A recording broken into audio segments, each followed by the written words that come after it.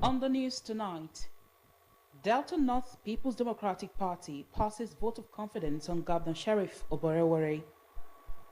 Federal government launches contactless passport renewal system across Europe.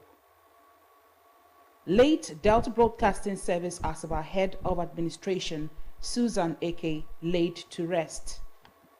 And abroad, President Trump signs executive order to cut financial assistance to South Africa. Good evening and thank you so much for joining us on Delta Television News at 8. I am Blessing Osiagbada. Elected and appointed government officials from the Delta North Senatorial District under the People's Democratic Party (PDP) have passed a vote of confidence on Governor Sheriff Oborevwori for his effective management of the state's resources and for embarking on projects geared towards the upliftment of the lives of the people.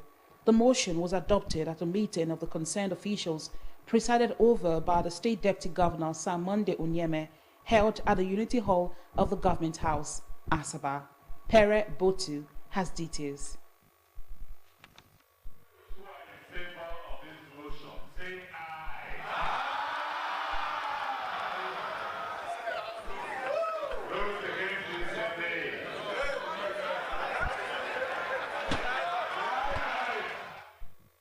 The vote of confidence was moved by the member representing the Ika Federal constituency in the House of Representatives, Honorable Victor Wonkolo, and seconded by the member representing Anyosha North constituency and majority leader in the State House of Assembly, Honorable Emeka Nwobi. The motion was adopted after being put to a voice vote by the State Deputy Governor Sir Monday Onyeme, who presided over a meeting of all elected and appointed officials of government from Delta North Senatorial District held at the Unity Hall Government House, Asaba. According to the motion, they took into cognizance the achievements of Governor Sheriff Oborevwori, particularly for embarking on 500 roads projects currently ongoing in various parts of the state, inspection of projects to ensure that government got value for money, and for the prompt payment of salaries, among others, which culminated in winning the Governor of the Year from This Day newspaper and the Arise television. Addressing the gathering, the Deputy Governor, Sir Monday Onyeme, said all elected and appointed officials of the state government were ambassadors of the People's Democratic Party, hence must project and highlight the policies and programs of Governor Sheriff Oborevwori's administration. He said their election and appointment were platforms to serve humanity, the PDP and Delta State in general, noting that Delta North Central District remained the bride of the party, hence members should jealously guard the party and maintain its dominance. Sir Onyeme urged them as leaders to be in touch with the grassroots and ensure that members were not dissuaded by the opposition parties that do not have anything to offer to the people rather than feed them with lies. The Deputy Governor advised Council Chairman to properly connect with the grassroots by complementing the Oborevwori More agenda by embarking on projects that will add value to the lives of the people. He told the PDP leaders to embark on various forms of empowerment at their levels and directed that PDP senatorial and local government chairmen should ensure that they monitor party leaders to ensure they participate in activities and meetings of the party. Sir Onyeme emphasized the need for elected and appointed officials to always go to their wards and council areas and directed council chairmen to jettison the habit of staying in Asaba rather than residing in their local government areas. That it is the responsibility of every one of us to explain to the members of our constituents this matter so that they do not get misled. Because some people are specialists in calling you for a meeting, and then they will snap pictures and take videos, and they will go to Abuja and say, hey, this is my people, they have joined me, they have decided to join me. So tell our people to be wary of attending such meetings. Please, if there is a meeting, tell our people, if there is a meeting, endeavor to ask your leaders. Others who spoke included the State Deputy Chairman of the PDP, Elder Moses Idu, PDP Delta North Senatorial Chairman Chief Dan Osai, the member representing Ika Federal Constituency in the House of Representatives, Honorable Victor Wonkolo, Majority Leader of the State House of Assembly, Honorable Mecca Wombi, Secretary to the State Government, Dr. Kingsley Emu, Chairman of Ochimini North Council, Honorable Innocent Esteweze, and the Chief Strategist to the State Government, Dr. Festus Okubo, among others. They resolved that the party should commence the legal processes to retrieve the mandate given to Senator Ned Nwoko under the platform of the PDP to the National Assembly, having decamped to the APC. They stressed the need for leaders of the party to continuously educate members of the PDP at the grassroots on the achievements of the government, hold regular meetings at their unit, ward and local government levels, work together and assure that the PDP is intact, as no leader would decamp from the PDP. I am Pere Botu reporting. The People's Democratic Party PDP Ward 8, comprising Idumujuno, Idumujuboko, and Anyofu, has passed a vote of confidence on Governor Sheriff Oborevwori for his humane leadership style, promotion of peaceful coexistence and sustainable development across the state. This was part of resolutions reached at a meeting of the ward leaders and other stakeholders held yesterday at Idumujuno in Anyocha North local government area. Addressing the people, the leader of Ward 8 and former chairman of the PDP in Anyocha North, Ogwefi Nnamdi Mohanye, expressed satisfaction at the enduring unity among the party members, saying the ward would remain the epicenter of the PDP in the local government area and beyond. Also speaking, the State Commissioner for Special Duties, Government House, Dr. Ifeanyi Oswoza, said Governor Sheriff Oborevwori had the best interests of Ward 8 and all the parts of the state at heart.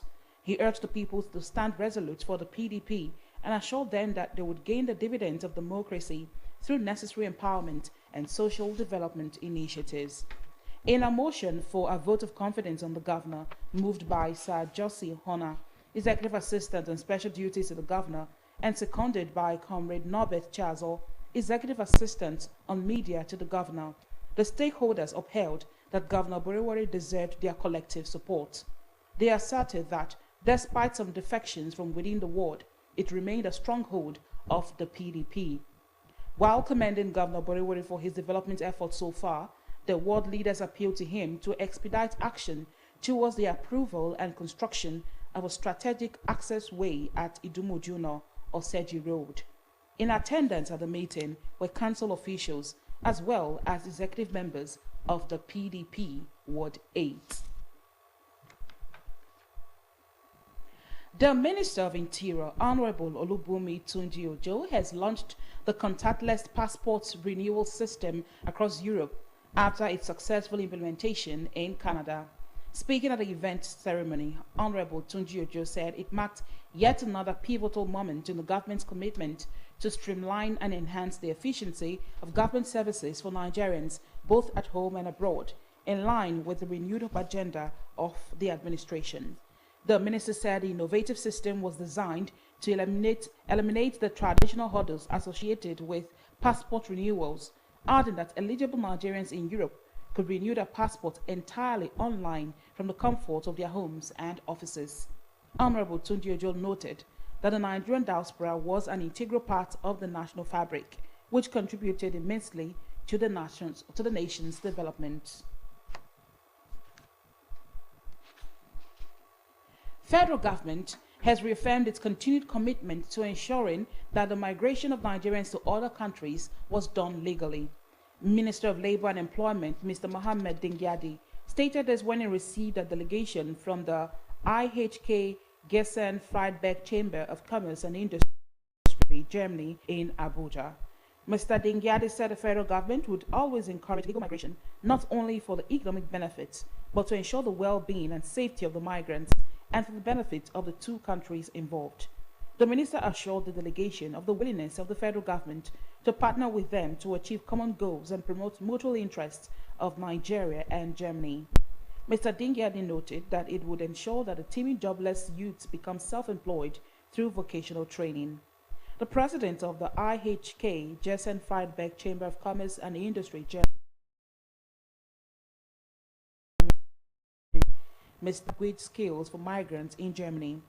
Dr. Leder said that this was apt as it enabled the migrants to better understand and integrate into German culture. He said the aim of the visit was to streamline legitimate labor migration and advance dual vocational training as catalyst for economic development in Nigeria.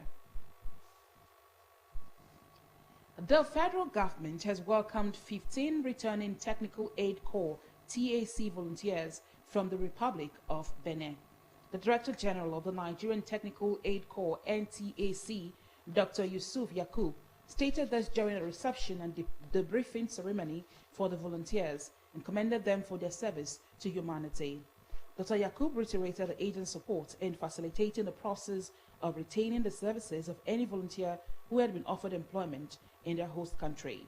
He said the government was proud of their service to humanity in bridging both the educational and professional gaps in African, Caribbean, and Pacific ASP countries. He conveyed the appreciation of President Bola Tinubu in line with the agency's mandate to promote Nigerians' foreign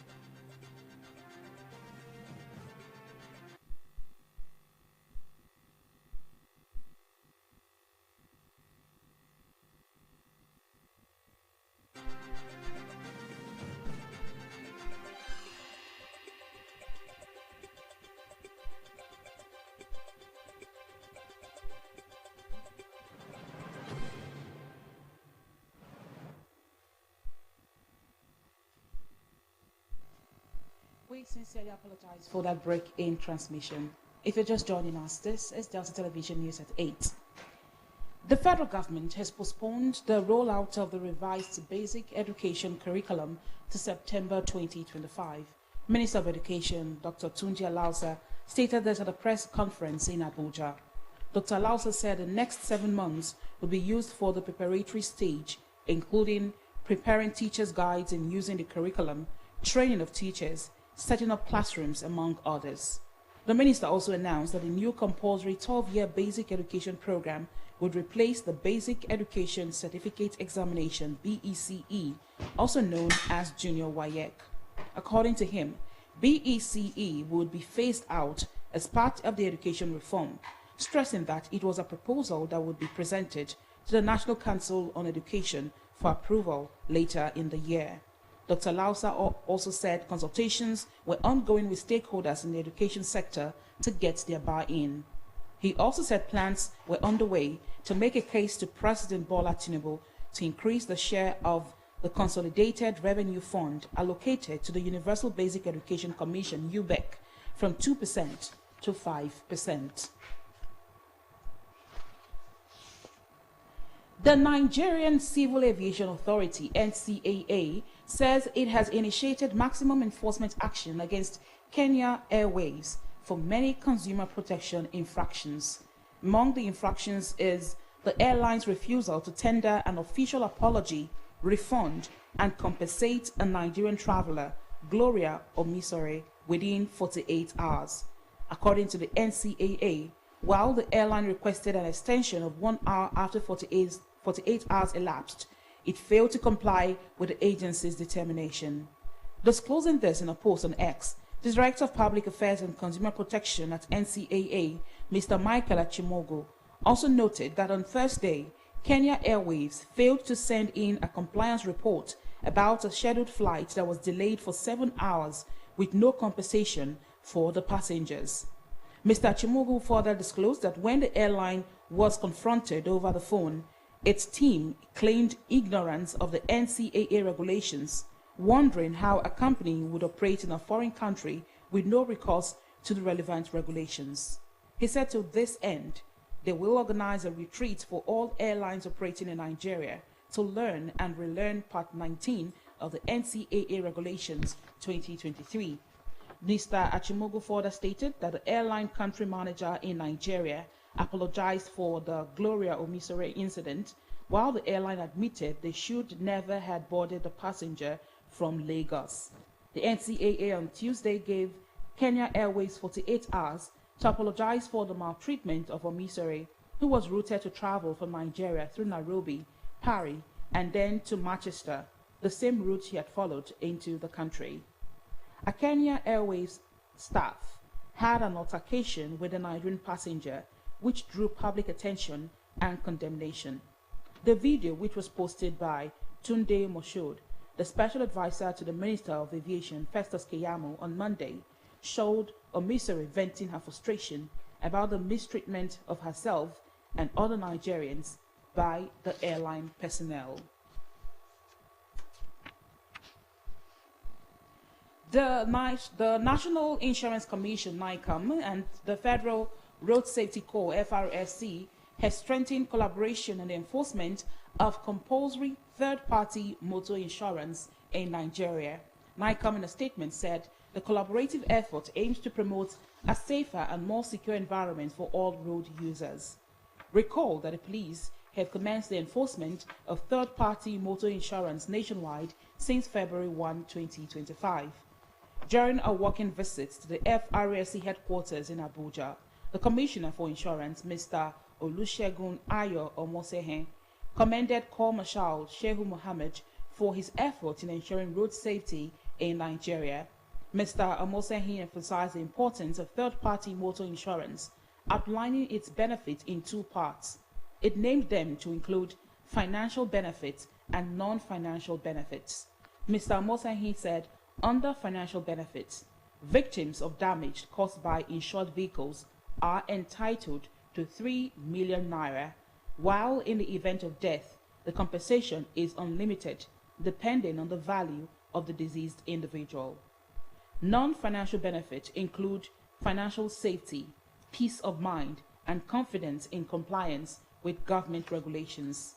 In response, the Corps Marshal assured Mr. Omosehin of his partnership, stating that third-party insurance policy was a primary responsibility of the Road Safety Corps and part of the National Road Traffic Regulation, which makes it compulsory for every vehicle owner to have. Since the commencement of the enforcement of compulsory insurance, stakeholders in the sector have been highlighting its benefits for motorists and the insurance industry.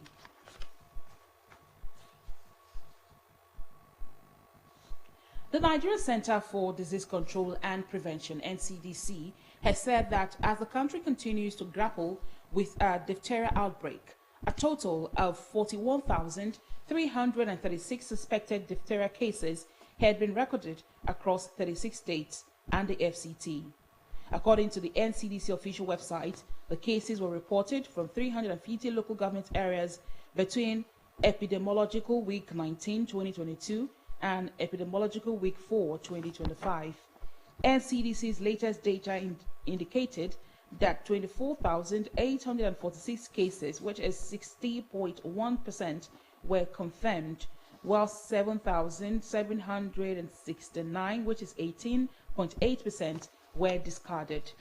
The classification of 3,546 cases is pending, while the status of 5,175 cases remains unknown. The agency noted that the outbreak was concentrated in a few states, with Kano leading with 23,784 suspected cases, followed by Yobe 5,302, Katsina 3,708, Bauchi 3,066, Borno 2,902, Kaduna 777, and Jigawa 364. The 7 states account for 96.5% of all suspected cases. NCDC reported that the outbreak has resulted in 1,262 deaths, reflecting a case fatality rate CFR of 5.1% among confirmed cases.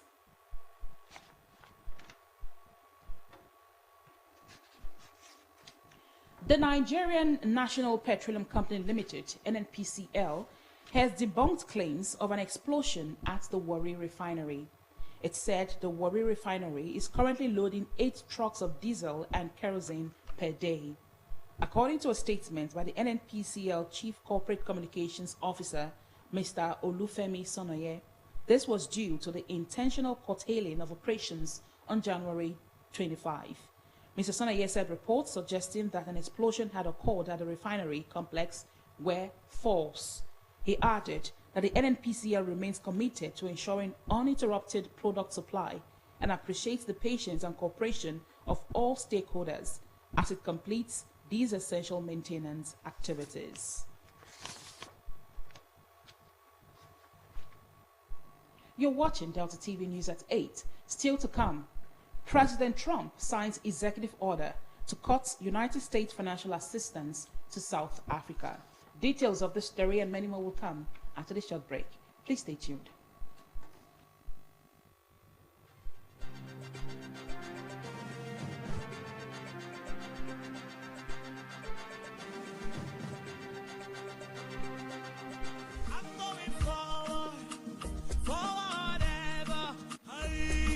Have you heard of Party Rosie Real Estate Limited?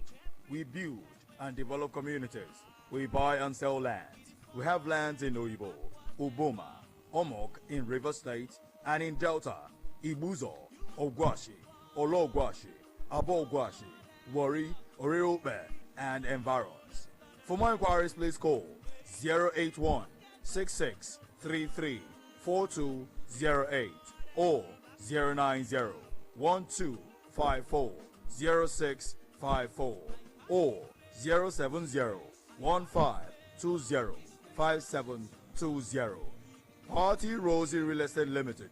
Your dream home can become a reality.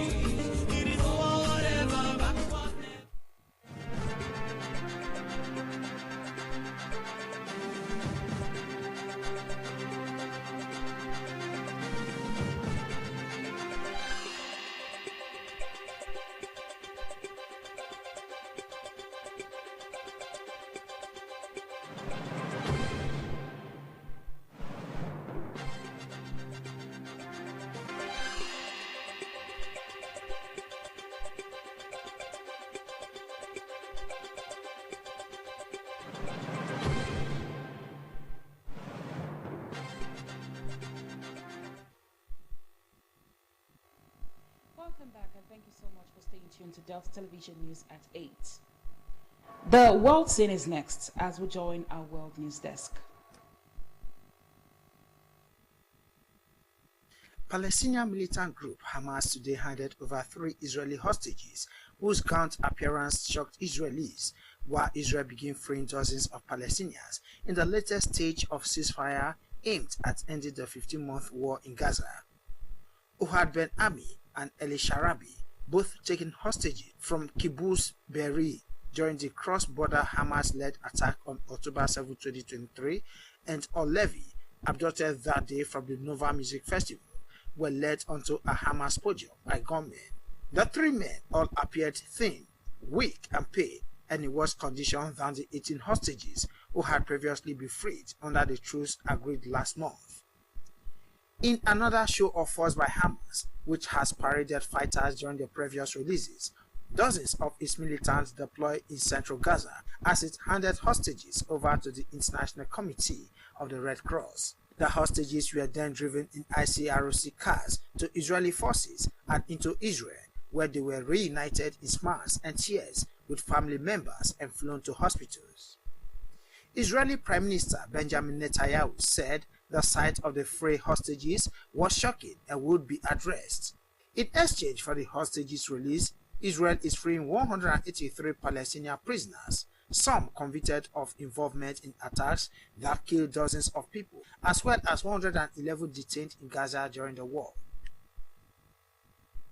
Leaders at an unprecedented joint summit of Eastern and Southern African regional blocs today stressed the urgency of finding a way out of the crisis in Eastern Congo, where Rwanda-backed rebels' rapid advance has fanned fears of a wider war. In late January, the M23 rebels captured Goma, the largest city in Eastern Democratic Republic of Congo, the worst escalation of fighting in more than a decade that has left thousands dead. Despite announcing a unilateral ceasefire, they have continued to march south towards the city of Bukavu. The first ever summit of both Eastern and Southern Africa blocs points to the continent's deep concern over the crisis and the standoff between Congo and neighboring Rwanda, which denies allegations it is fueling the conflict with its own troops and weapons. The two groupings have so far been broadly divided over the conflict, with the Eastern Bloc closer to Rwanda's call for dialogue, and Southern countries backing Congo and angry over the deaths of peacekeepers. Rwanda rejects accusations that thousands of its troops are fighting alongside M23, but it says it is defending itself against the threat from a Hutu-led militia, which it said is fighting alongside the Congolese military.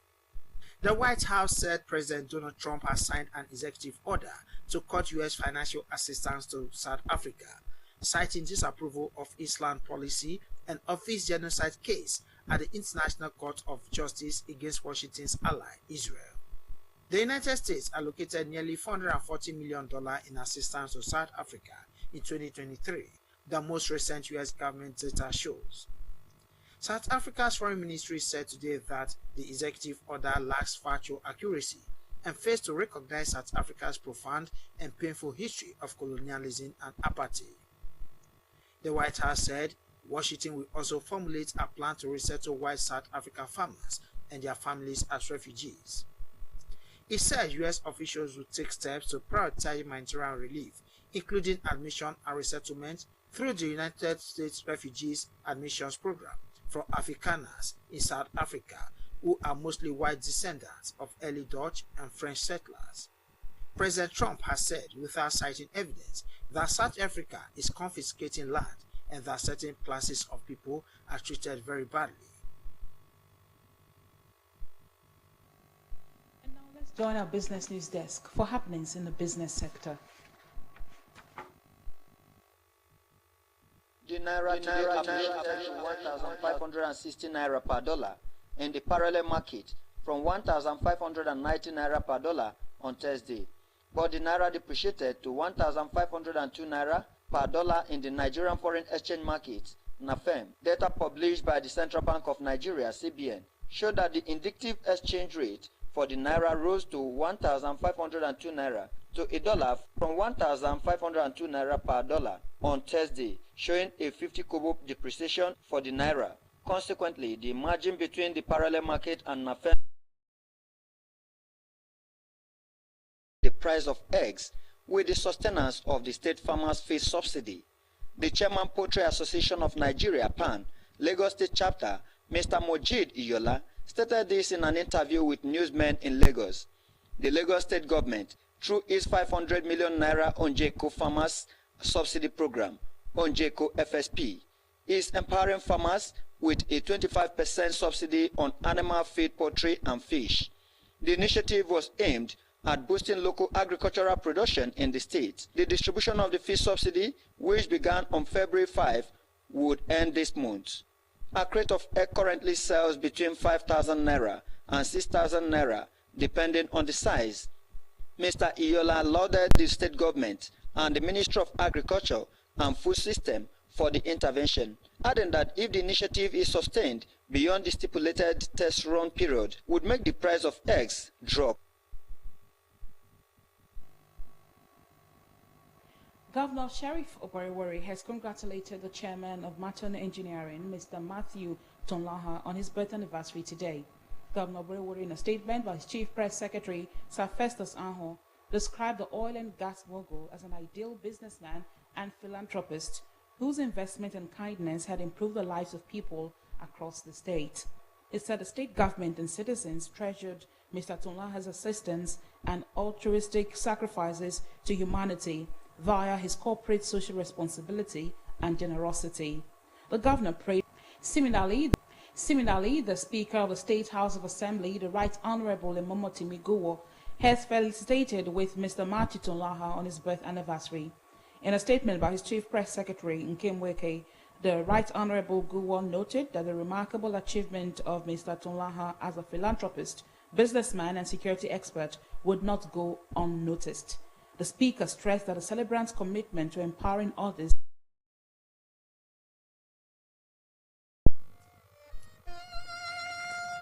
Pastor Ekure read 1 Thessalonians chapter 4 verse 13 through 18, where the Apostle Paul encouraged Christians not to sorrow as those who do not have the hope of resurrection, but to strengthen their faith in God that all the dead shall rise again.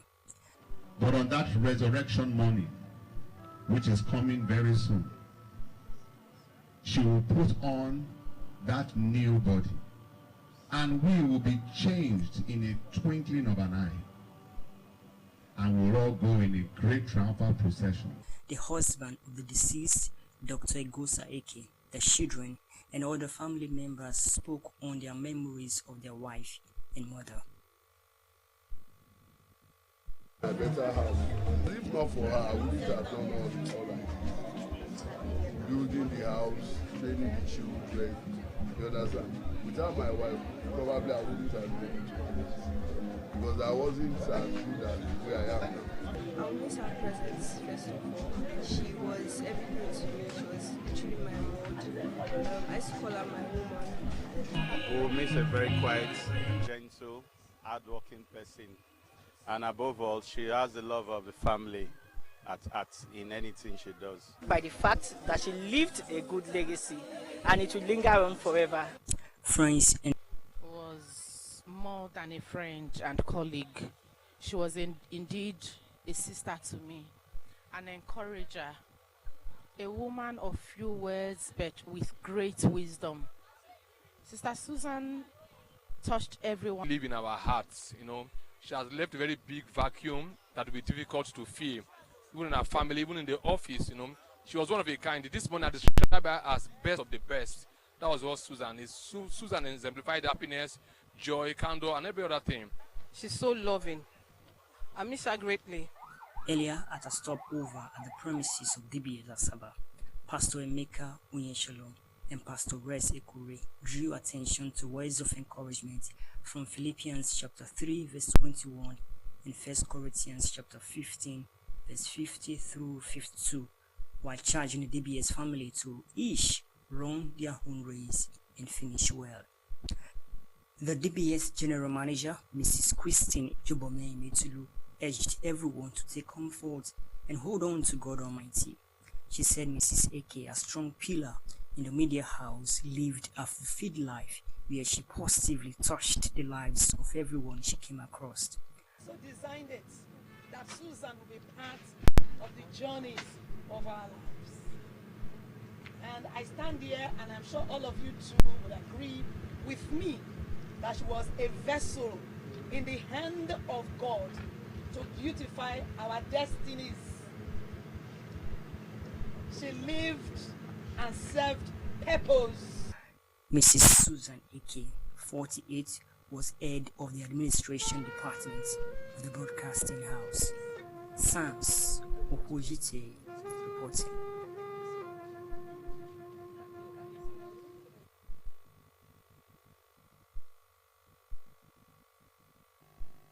The burial activities for Mrs. Susan Eke had yesterday featured a service of songs and their reports.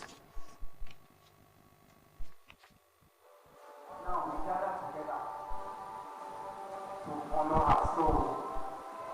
Whispers of gratitude as memories unroll. In a message drawn from Revelations chapter 14 verse 13 and John chapter 12 verses 25 and 26, Pastor Rex Ekure of the Christ Embassy said the event was a celebration of life as the late Susan Eke lived a life of impact.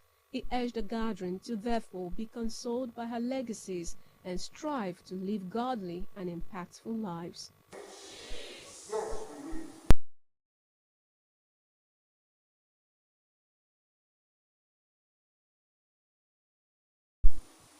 It's just that we were not going to see her here physically, but she's still alive. Her spirit is strong. She's moved from the earthly level to where? To the heavenly level. The event, witnessed by many who came from far and near to pay their last respects, featured among other activities Bible readings, a video presentation of the life and times of the deceased, and presentation of poetry written by a visually impaired corps member at the DBS Asaba.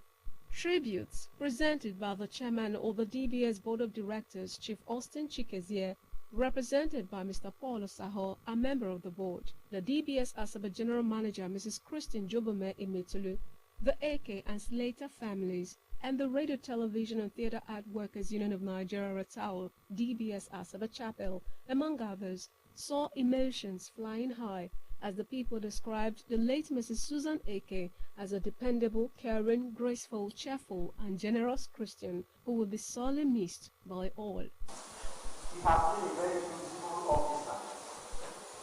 And it's somebody in concept. Susan Mary Eke was my personal cheerleader. Very supportive, dependable, staff motivates, brings ideas, and supports them through all the way. For as constant as well as that. To my niece and my sister Susan, what she could have done in 70 years, today in 48 years. Now, we really missed her. When you take a matter to heart, it does not look at your ethnicity or this is where you come from. She sees everybody around her as her brothers and sisters. So she always wants to help you at that particular time. Aged 48, the late Susan Eke died on Tuesday, January 7, after a brief illness. Before her death, she was an active partner of the Love World Nation and convener of the Flourisher Women Empowerment Foundation, as well as the Hyper Circle Cooperative Society. Eunice Emeazia reporting.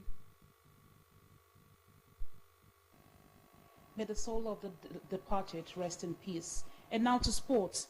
Super Eagles head coach Eric and his first assistant Hedi Tambobi visited some of the team's top stars in Europe this week. Old will take charge of the three-time African champions for the first time in a 2026 FIFA World Cup qualifier against the Amavubi of Rwanda next month. The matchday 5 encounter is slated for the Amahoro Stadium, Kigali, on Friday, March 21. The Super Eagles will host the Warriors of Zimbabwe in a matchday 6 encounter at the Godswill Akpabio International Stadium, Uyo, 4 days later.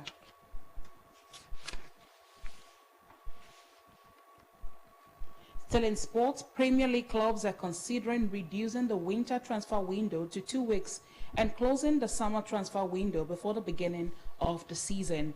The proposal to shorten the summer window from its current length has been raised in talks between the clubs since the end of the most recent window on Monday, which ran from January 1 to February 3. The aim is that it minimizes disruption to managers and their squads once the games begin. The summer window ended before the start of the season in 2018 and 2019, but this was abandoned because other leagues in Europe kept their window open until the end of August. Since then, Saudi Arabia's Pro League has become a major influence in the market, and it is likely to be open for the full scope of the window as laid out by FIFA. The debate over the timing of transfer windows happened at a meeting of sporting directors at the 20 Premier League clubs on Thursday. The owners and chief executives will decide whether the proposal has any chance of going to a vote. In general, The curtailed transfer windows of 2018 and 2019 were felt to put Premier League clubs at a disadvantage to competitors around the world who would drive a better price and deals because of the more limited scope their English counterparts had to complete.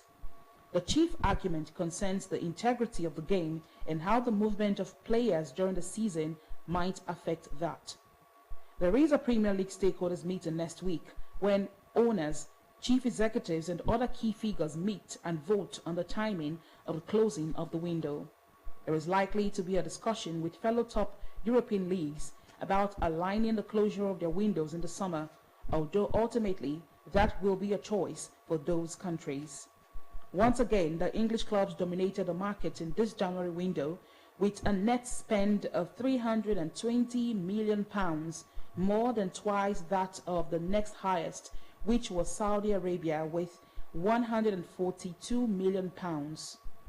The Championship clubs had a greater net spend of £43.7 million than Serie A and the Bundesliga. Both League One and La Liga recorded overall net trade surpluses.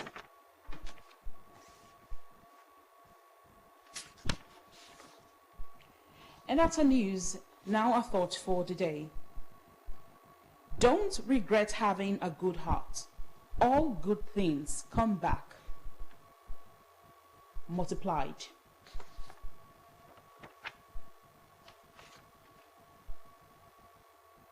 Before we end the news, let's go through some of our major headlines.